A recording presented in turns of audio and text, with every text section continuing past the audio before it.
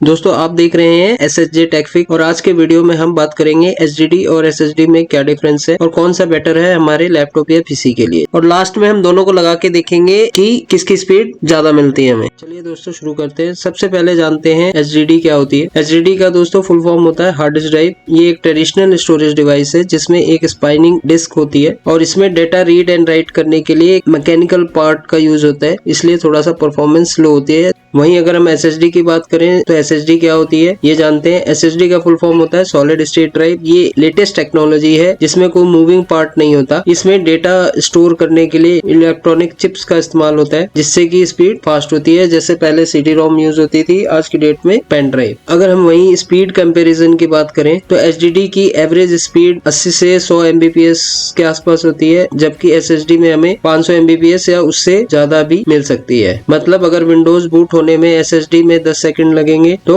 Hard disk में 40 से 50 second. दोस्तों अगर साउंड की बात करें तो SSD साइलेंट होती है और शॉक रेसिस्टेंट भी होती है। वहीं HDD में मैकेनिकल पार्ट होने के कारण थोड़ा नॉइजी होती है और डैमेज होने के चांसेस भी ज्यादा होते हैं। दोस्तों अगर प्राइस और रिकमेंडेशन की बात करें तो SSD थोड़ा महंगी जरूर होती है, लेकिन अगर आप अपने लैपटॉप को फास्ट और स्मूथ बनाना चाहते हो तो डेफिनेटली SSD का यूज करना चाहिए। तो दोस्तों ये थे HDD और SSD के मेन डिफरेंस। अगर वीडियो हेल्पफुल लगी हो तो लाइक करना, शेयर करना मत भूलना और SSJ Tech Fix को सब्सक्राइब करना मत भूलना। थैंक्स दोस्तों, थैंक्स फॉर वॉचिंग।